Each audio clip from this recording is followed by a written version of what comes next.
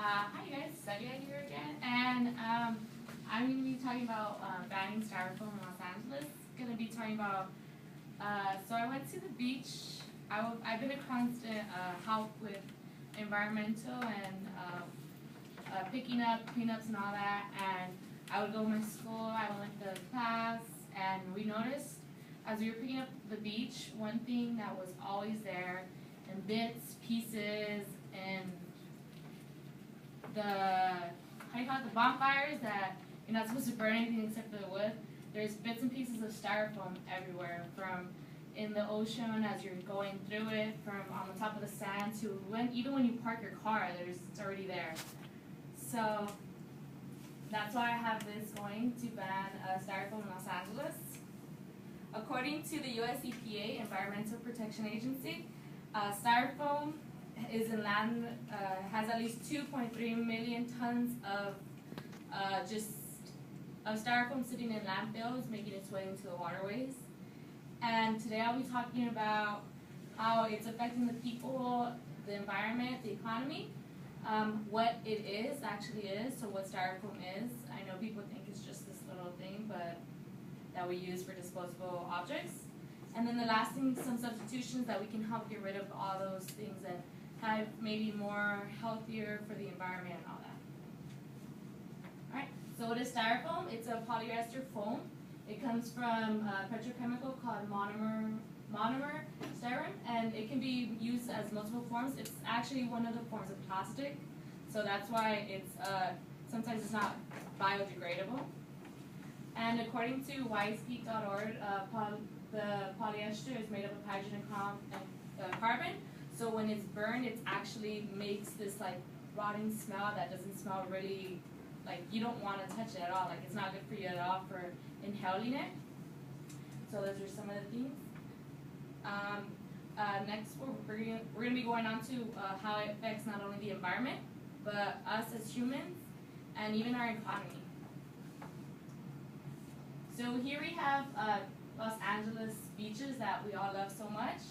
But here we also have Los Angeles beaches that we love so much with foam and trash all over it.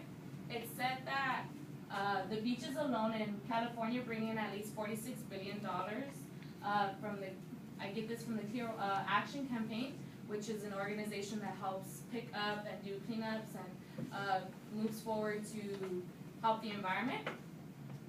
And it's trash like this that is wasting most of the money, like tax money, that we use to clean up these beaches, which shouldn't have been there at all.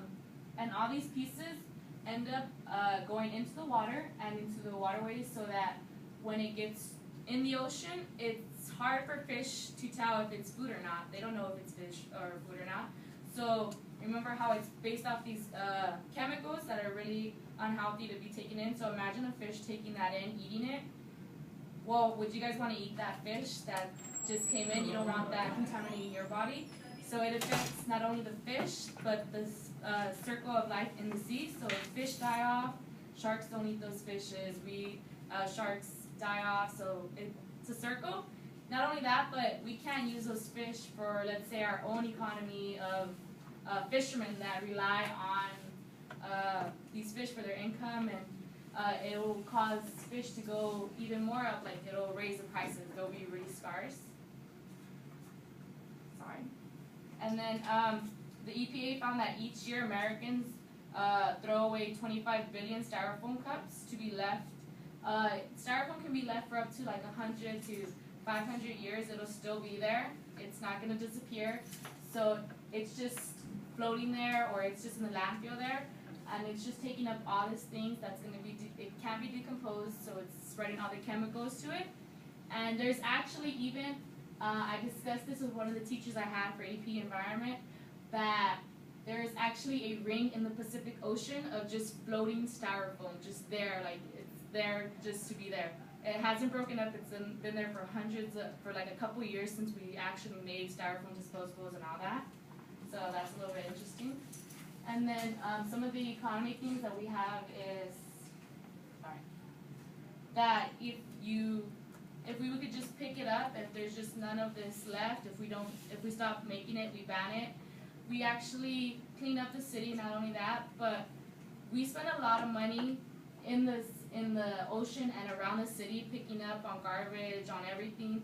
And styrofoam is one of the things that you see constantly. I see it all around Los Angeles when I go on the bus stops and everything.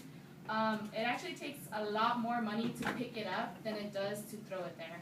So imagine how much we would have left over. We can have about 1,000 and even maybe 1,000,000, because we would be able to pick it up and have maybe even spend that tax money for something else. Like maybe we would have fill in potholes, do fixes, maybe even a better metro line, station, all that good stuff. So there's that. And then some of the human effects it has. Styrofoam, see, they last for a while. This has been there for a couple years. You can even tell, even with the dirt and the rust on it, it's still the same styrofoam packaging you see in the burger stands and all that. In the EPA, International Agency for Research on Cancer, they have established that the serine, which is one of the base forms of styrofoam, is actually harmful to us. So it's just sitting there, and we're inhaling all that chemical that's coming out of it. It causes severe medical problems, including irritation of the skin, eyes, and upper respiratory systems. And it also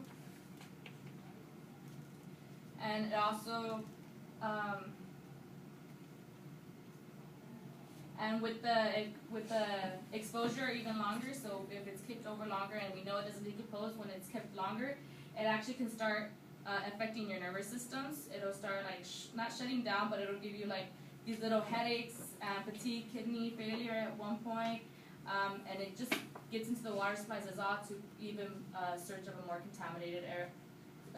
It will spread even more of the contamination around.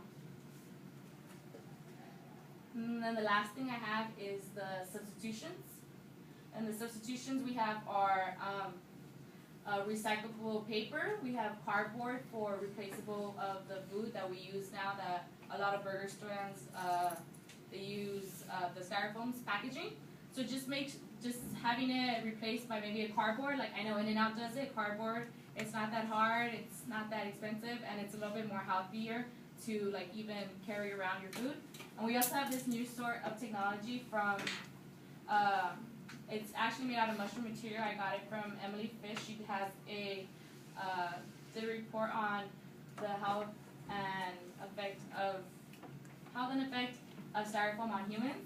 And she says that this is actually a way better, more packaging than anything, because it's actually decomposable. It's made out of mushrooms, obviously. And obviously the recycling for Starbucks, it's paper that's recyclable, so it's not going to hurt anybody. And in the long run, it's going to pay off, even if you spend like a little bit more money just for these items. In the long run, you won't be paying extra, maybe taxes to clean up your area, to clean up all that, your beaches that you love so much that'll bring in income, and you have so much fun at them. It's just one less thing that you have to worry about. And so in conclusion, in general, I think styrofoam is just a bad idea in regards to any cities. I've talked about the economy and how it hurts the economy and the health of the environment. I also talked about the effect it hurts on human life, and some solutions that we have to replace it. So I highly believe in banning the styrofoam and in Los Angeles, and hopefully in every state eventually. So I hope you guys get a little bit of I hope you guys think a little bit more when you guys are using a styrofoam cup or something that is just, yes, it's cheap and it's disposable, but it's going to stay there for longer than probably you'll even live.